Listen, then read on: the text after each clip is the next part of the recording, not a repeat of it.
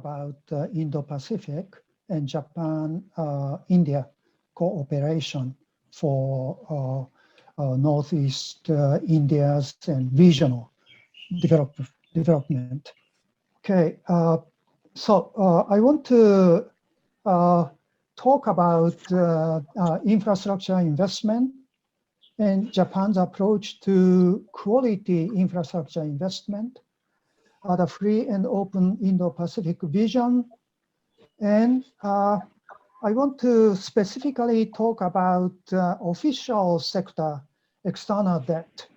And we understand the extent of Japan's and India's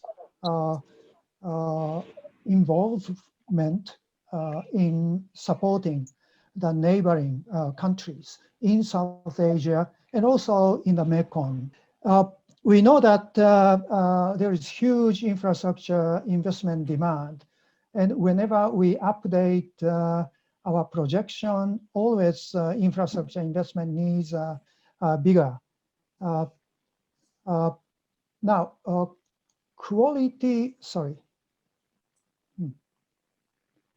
Japan focuses on quality infrastructure investment. And Japan pushed it at the G20 Osaka summit in 2019. And the most important part of this quality infrastructure investment is summarized at the bottom of the right-hand side box. Strengthening infrastructure governance is very important. Openness and transparency of procurement and maintaining debt sustainability. Okay. And Japan has various tools to achieve quality infrastructure investment.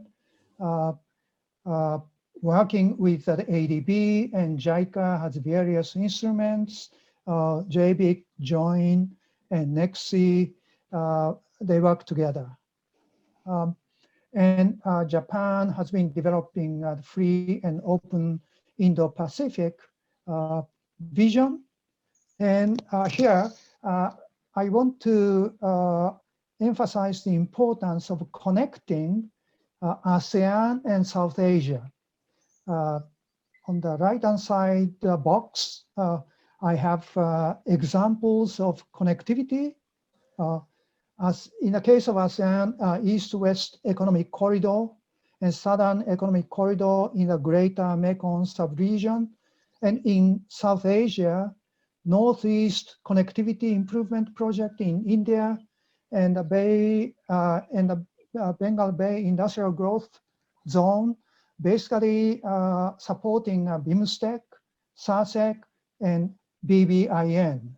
So connecting east to west, west to east through the northeast region of India, which is really important in connecting countries like Nepal, Bhutan, Bangladesh, and Myanmar. So if we want to connect South Asia and the Mekong region, India's northeast region is quite essential. Now, the region has a diverse group of countries with very poor countries, very low income countries, to relatively high income country. And Logistics Performance Index shows that there are many countries with weaknesses. And then I want to focus on external debt of select countries in South Asia and the Mekong region. The listed countries here are Bangladesh, Bhutan, Nepal, Myanmar, Maldives, Pakistan, Cambodia, and Laos PDR are South Asian and Southeast Asian countries which are eligible for the G20's debt service suspension initiative. And through this initiative, several data have been disclosed. And we understand that many countries do have public sector external debt, and they rely on official multilaterals like ADB and World Bank. And also they rely on official bilaterals like China, Japan, and India. And also there are non-official debt, public sector debt to the non-official lenders. And also bondholders are creditors to these countries. And the bottom graph, bottom table shows that official bilaterals charge higher interest rates than official multilaterals, but Japan's interest rate is very, very low, and China's interest rates are much higher than Japan's interest rates.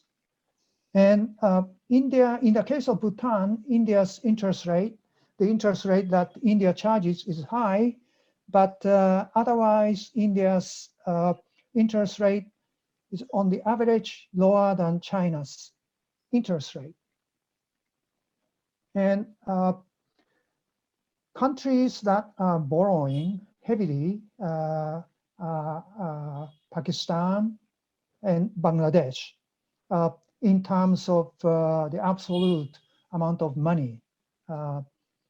The left-hand scale are in terms of billion US dollars. And the red graph is the ratio of GDP. So even though Bhutan's debt is low, in terms of GDP, it's higher than 100%. And then Laos, PDR have relatively high debt to GDP ratio, and Maldives also. And then what I did was to take a look at the composition of bilateral, official bilaterals who have claims on the South Asian and Southeast Asian countries. Like in the case of Bangladesh, China's lending has been rising, but Japan has been increasing its lending also. But in terms of ratio for Bangladesh, Japan is the largest creditor, bilateral creditor, followed by China, and India's share has been declining. In the case of Bhutan, India is the major dominant creditor. In the case of Nepal,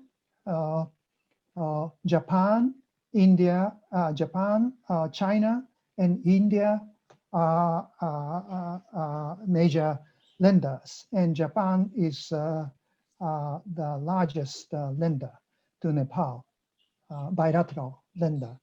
In the case of Myanmar, China is the largest lender, but its share has been declining, and Japan's share has been rising.